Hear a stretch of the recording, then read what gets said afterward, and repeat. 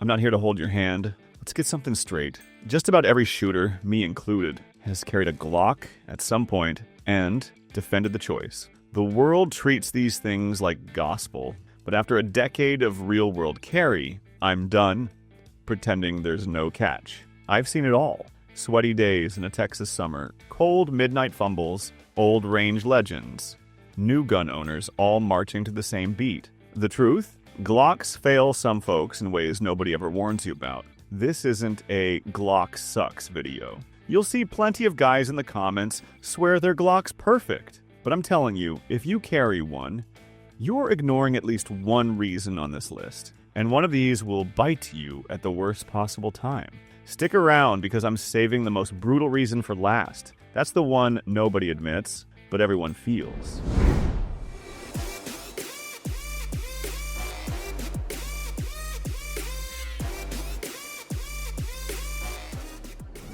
I thought I'd finally outsmarted the carry game with the Glock 48 MOS. All the talk, forums, YouTube, even the guys behind the counter made it sound like the perfect answer. Slim, optics ready, light enough to forget you're wearing it. The first week, I honestly felt like I'd cracked the code. Then, reality started settling in, and the same problem kept showing up.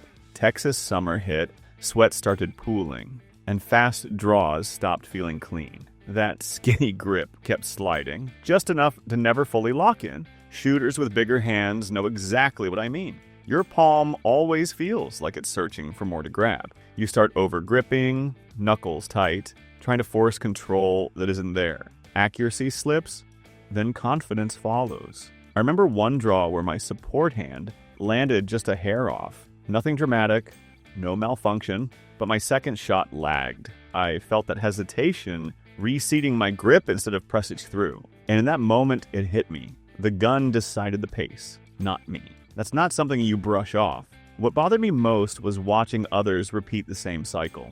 Buy into the slimline promise, carry it hard for a month, then quietly move on. For all the hype, maybe this is one Glock I'd never trust to stay on my belt in 2026. Last fall, I was on the line at my local range with Frank, a retired cop, tough as nails. Still loyal to his Glock 17 Gen 5.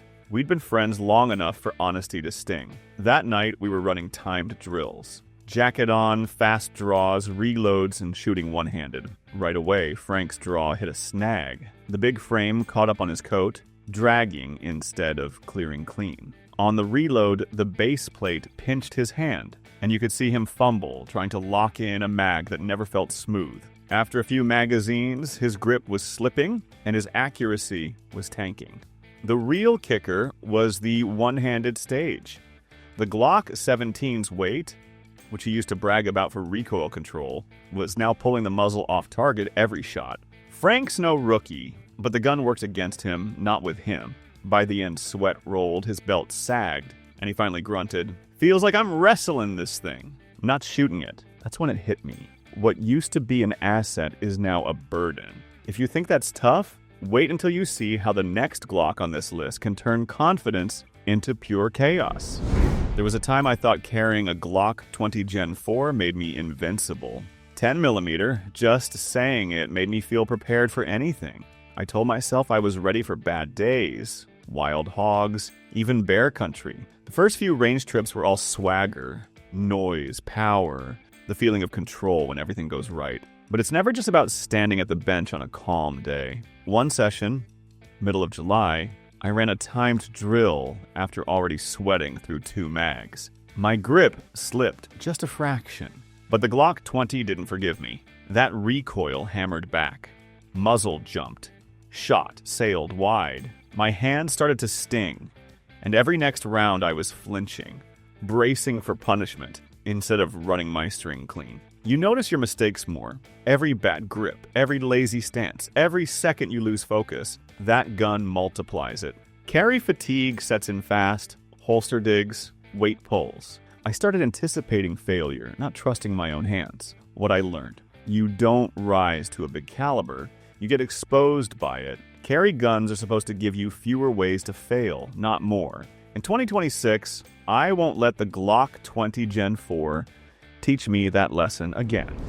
Last month, I took my buddy into G&G, hunting for his first real carry pistol. In the middle of talking, I handed my own Glock 19 MOS to the shop owner, expecting him to give the usual nod of approval. Instead, he barely looked at it before shaking his head and grinning. "That's absolute now, friend." That caught me off guard, so I pushed him. "Why's that?" Not a joke, not some half-hearted critique.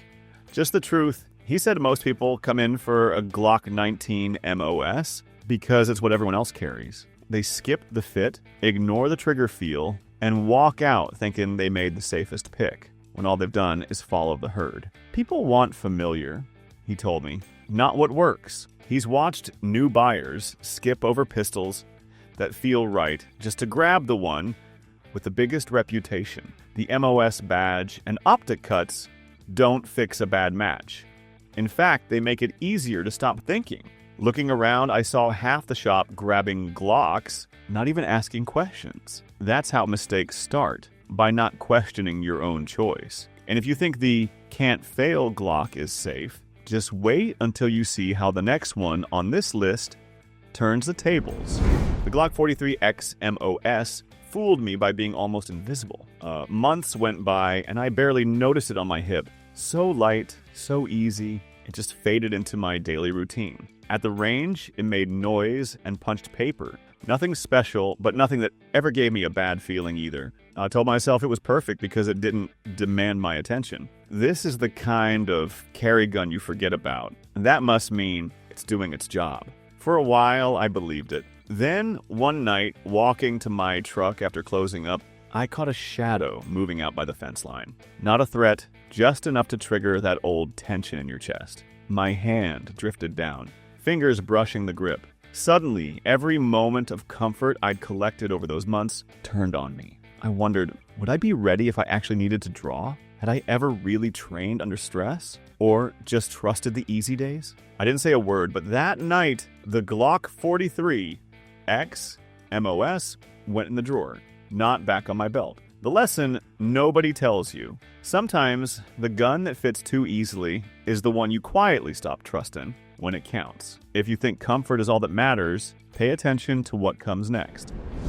My sister always carried her Glock 26 Gen 4, a quiet statement of trust and reliability. For years, she figured it was the best she could pass on to her daughter. This year, 2026, we were all at the range. Her daughter took a turn, fired a couple of shots, and then just placed it down.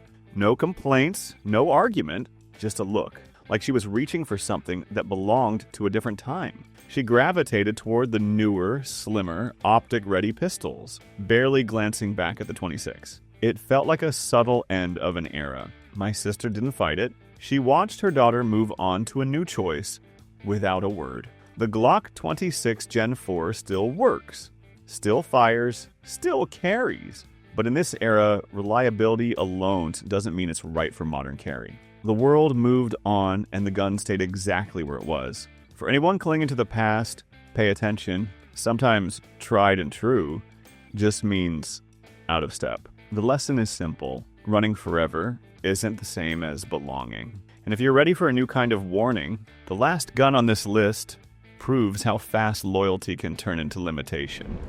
We took the Glock 34 Gen 4 out west of Lubbock, just past an old barbed wire gate on a friend's family land. Wide open field, mesquite at the edges, dust settling in every footprint. It's the kind of place locals use for real practice. No benches, no rules, just you, the steel you bring, and whatever the wind decides that day. Standing in that field, the 34 Gen 4 felt flawless. Long sight radius, crisp break. Shot after shot found the mark. It built a quiet confidence, the kind that comes easy when nothing is rushed, no one's watching, and you can take your time. For a little while, you believe you've found the perfect pistol. Then the shooting stops. You start moving, climbing a fence, ducking under branches, weaving through uneven ground. That extra length and balance that felt like an advantage now catch, drag, and slow you down. Holster prints, slide snags on a jacket hem, and for the first time,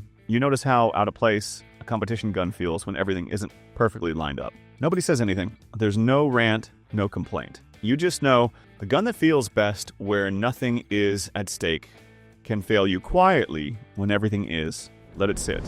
That's it. No hate, just reality. Glocks still work for plenty of shooters, but blind loyalty gets you burned. I've trusted the safe choice before and found myself questioning everything after a single close call. What stings most isn't when the gun fails. It's when your own trust turns into regret. Every reason I hit today is one I've seen up close, and I'll bet some of you have too, whether you want to admit it or not. So, what's your story? Ever had a Glock let you down? Maybe just a moment of doubt or a lesson that stuck. Drop it in the comments. The next video, I'm pulling back the curtain on even more untouchable picks. No gun, no brand gets a free pass here. I'm Steve, and I'm not done shaking things up yet.